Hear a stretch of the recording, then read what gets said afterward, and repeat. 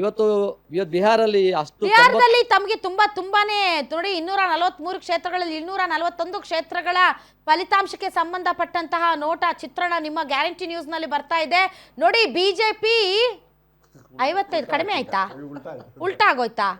Okay, fair.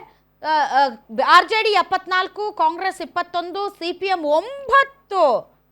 Okay, CPM 9, others 1. ಇನ್ನು ಆ ಕಡೆ ಬಿಜೆಪಿ 55, JDU 60. ಓಕೆ, ಚೇಂಜ್ ಆಗ್ತಾ ಇದೆ. ದಟ್ಸ್ ವಾಟ್ ಪ್ರೆಡಿಕ್ಷನ್ ಇದ್ದದ್ದು. JDU ಈ ಸರಿ ತುಂಬಾ ಒಳ್ಳೆ ಪರ್ಫಾರ್ಮೆನ್ಸ್ ಕೊಡುತ್ತೆ ಅಂತ. ಬಟ್ 92 ತೋರಿಸಿದ ತಕ್ಷಣ ನನಗೆ ಆಶ್ಚರ್ಯ ಆಗೋಯ್ತು, ಇದೇನಪ್ಪ ಅಂತ. ಇದು ಹಂಗೆ ಯಾಕೆ ಅಂತಂದ್ರೆ ಯಾಕೆಂದ್ರೆ ಯಾವ್ಯಾವ ಬೂತಲ್ಲಿ ಮಷಿನ್ಗಳು ಓಪನ್ ಆಗ್ತಾ ಇದಾವೆ ಅನ್ನೋದ್ರ ಮೇಲೆ ಡಿಪೆಂಡ್. ಬಿಜೆಪಿ ಹಿಡಿತಾ ಇರುವಂತಹ ಬೂತ್ಗಳಲ್ಲಿ ಅವರಿಗೆ ಮುನ್ನಡೆ ಬರುತ್ತೆ, ಮತ್ತು JDU ಹಿಡಿತಾ ಇರೋ ಕಡೆ ಅವ್ರಿಗೆ ಮುನ್ನಡೆ ಬರುತ್ತೆ. ಹಾಗಾಗಿ ನಾವು ಇನ್ನೊಂದು 10 ಗಂಟೆವರೆಗೂ ಅಂತೂ ಫಲಿತಾಂಶ ಗೊತ್ತಾಗ್ಬಿಡುತ್ತೆ.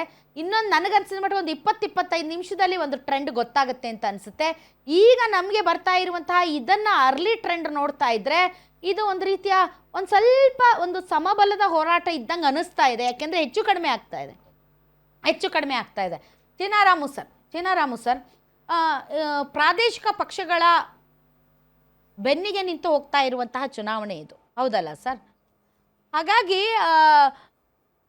BJPಯ ವಿಚಾರಗಳು ಏನಿವೆ, ಲೈಕ್ ಭಾವನಾತ್ಮಕ ವಿಚಾರಗಳು, ಯೂಶಲಿ ನಿಮ್ದು ಅದು ಟ್ರೆಂಡ್. ಎಲ್ಲೇ ಹೋಗಲಿ, ಯಾವುದೇ ರಾಜ್ಯಕ್ಕೆ ಹೋದರೂ ಕೂಡ ನೀವು ಭಾವನಾತ್ಮಕ ವಿಚಾರಗಳನ್ನು ಇಟ್ಕೊಂಡು ಹೋಗ್ತೀರಿ. ಅದು ದೇಶದ ಭದ್ರತೆ, ದೇಶ ಮುನ್ನಡಿಬೇಕು, ಹಿಂದೂಗಳು, ಮುಸಲ್ಮಾನರು, ಈ ಥರ ವಿಚಾರಗಳು ನಿಮಗೆ ತುಂಬ ಅತ್ಯಾಪ್ತ, ಮತ್ತು ಅವೇ ನಾವು ತಮ್ಮ ಚುನಾವಣಾ ಅಜೆಂಡಾಗಳು. ಬಿಹಾರದಲ್ಲಿ ಮಾತ್ರ ನೀವು ಅದನ್ನು ಮಾಡೋಕ್ಕಾಗಿಲ್ಲ. ಬಿಹಾರದಲ್ಲಿ ಮಾಡದಿದ್ರು ಮೈತ್ರಿಕೂಟ ಮುನ್ನಡೆಯಲ್ಲಿದ್ದೀವಿ. ಇವತ್ತು ಕಾಂಗ್ರೆಸ್ ಅವ್ರು ಯಾಕೋ ಸುಮ್ಮನೆ ಇದ್ದಾರೆ, UM ಏನೋ ಮಾಡ್ಬಿಡ್ತು ಅಥವಾ ವೋಟ್ ಚೋರಿ ಆಗ್ಬಿಡ್ತು ಅಂತ ಸದ್ಯ ಇನ್ನೂ ಅವೆರಡು ಮಾತಾಡ್ತಾ ಇಲ್ಲ. ಪಾಪ ಅವ್ರು ಇಷ್ಟು ಇನಾಯವಾಗಿದ್ರು ಕಾಂಗ್ರೆಸ್ನವರು. ಇವತ್ತು ರಾಹುಲ್ ಗಾಂಧಿ ಇಂಡಿಯಾದಲ್ಲಿ ಇದ್ದಂಗಿಲ್ಲ, ಇದ್ದಿದ್ರೆ ಇಷ್ಟೊತ್ತಿಗೆ ಹೇಳ್ಬಿಡೋರು ಅಷ್ಟು ಪ್ರೆಸ್ ಮೀಟ್ ಮಾಡಿ. ನೋಡಿ ಅಲ್ಲಿ UM ಮಿಷಿನ್ ಅವ್ರಿಗೆ ರೈಸ್ ಮಾಡ್ತಾ ಇದೆ 135. ಎಲ್ಲೋಗಿದ್ದಾರೆ ಅವರು ಹೊರಗಡೆ ಹೋಗ್ಬಿಡೋರು, ದೇಶಕ್ಕೆ ಹೊರ ದೇಶಗಳಲ್ಲಿ ಇರ್ತಾರೆ ಹೆಚ್ಚಿಗೆ ಅವರು. ಯಾಕಂದ್ರೆ ಭಾರತದಲ್ಲಿ ಹೌದು, ಕರೆಕ್ಟ್. ಮೋದಿ ಅವರು ಬಾಂಬ್ ಬ್ಲಾಸ್ಟ್ ಆಗ ಭೂತಾನ್ದು ರಾಜತಾಂತ್ರಿಕ ದೇಶದಲ್ಲಿ ಬೆಂಕಿ ಹತ್ತಿದೆ, ದೇಶದಲ್ಲಿ ರಾಜಧಾನಿಯಲ್ಲಿ ಒಂದ್ ನಿಮಿಷ ಇರ್ರಿ ಸರ್, ಇಲ್ಲ ಅಲ್ಲ ಸರ್, 13 ಜನ ಸತ್ತೋಗಿದ್ದಾರೆ. ಏನ್ ರಾಜತಾಂತ್ರಿಕ ದೊರೆದು 70ನೇ ವರ್ಷದ ಬರ್ತಡೇ ಸೆಲೆಬ್ರೇಷನ್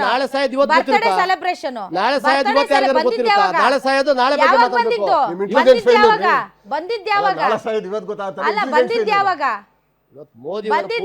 ಸರ್? ಏನು ಒಬ್ಬ ದೊರೆದು ಬರ್ತಡೇ ಸೆಲೆಬ್ರೇಷನ್ ತುಂಬಾ ಇಂಪಾರ್ಟೆಂಟ್. ನೀವು ಮಾಡೋದಲ್ಲ ಸರಿ, ಬೇರೆ ಮಾಡೋದು ತಪ್ಪು. ಮಲ್ಲಿಕಾರ್ಜುನ್ ಖರ್ಗೆ ಇವತ್ತು ರಾಷ್ಟ್ರೀಯ ಅಧ್ಯಕ್ಷರು, ಯಾಕಿನ್ನೂ UM ಬಗ್ಗೆ ಮಾತಾಡ್ತಾ ಇಲ್ಲ? ಅವ್ರಿಗೆಲ್ಲ ಆಗ್ತಾ ಇಲ್ಲ ಪಾಪ, ಹೇಳಕ್ಕಾಗಲ್ಲ. 135 ಮುನ್ನಡೆಯಲ್ಲಿ ಹೋಗ್ತಾ ಇದಾರೆ. ಚುನಾವಣಾ ಆಯೋಗದ ಚೀಫ್ ಯಾರು ಸರ್? ಯಾರನ್ನು ಮಾಡಿರೋದು ಮೋದಿ ಸರ್ಕಾರ? ಯಾರವರು? ಎಲ್ಲಿದ್ರು? ಯಾರಿಗೋಸ್ಕರ ಕೆಲಸ ಮಾಡ್ತಾ ಇದ್ರು? ಯಾರ ಇಲಾಖೆಯಲ್ಲಿ ಕೆಲಸ ಮಾಡ್ತಾ ಇದ್ರು ಅವರು?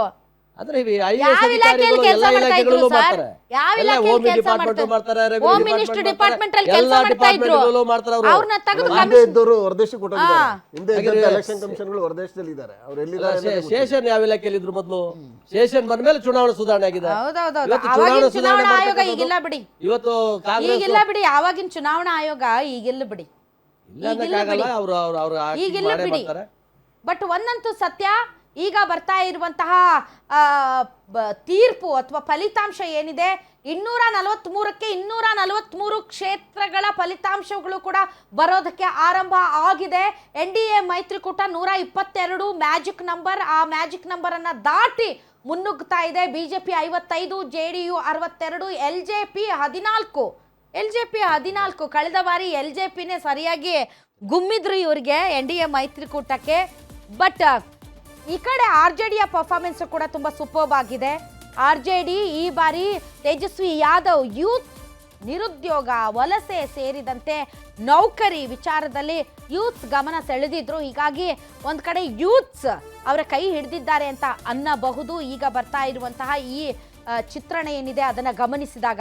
ಬಟ್ 10%ಕ್ಕೂ ಹೆಚ್ಚು ಮಹಿಳೆಯರು ಈ ಬಾರಿ ಮತದಾನವನ್ನ ಮಾಡಿದ್ದಾರಲ್ಲ, ಆ ಮತ ಎಲ್ಲಿಗೋಗಿದೆ, ಯಾರಿಗೋಗಿದೆ ಅನ್ನೋದು ತುಂಬಾ ಇಂಪಾರ್ಟೆಂಟ್. ನಿತೀಶ್ ಕುಮಾರ್ ಅವ್ರಿಗೆ ಹೋಗಿದ್ಯಾ? ಸಾಂಪ್ರದಾಯಿಕವಾಗಿ ಏನು ಹೆಣ್ಮಕ್ಳು ನಿತೀಶ್ ಕುಮಾರ್ ಅವ್ರಿಗೆ ಮತ ಹಾಕ್ತಾರೆ, ಅಲ್ಲಿಗೆ ಹೋಗಿದ್ಯಾ? ಬಿಜೆಪಿಗೆ ಹೋಗಿದ್ಯಾ? ಅಥವಾ ಹೆಣ್ಮಕ್ಳು ಈ ಕಡೆ ದುಡ್ಡಿಸ್ಕೊಂಡು ಆ ಕಡೆ ತೇಜಸ್ವಿ ಯಾದವ್ಗೆ ಓಟ್ ಹಾಕಿದ್ದಾರಾ? ಅದೆಲ್ಲವೂ ಇನ್ನೇನು ಕೆಲವೇ ಕ್ಷಣಗಳಲ್ಲಿ ಗೊತ್ತಾಗುತ್ತೆ.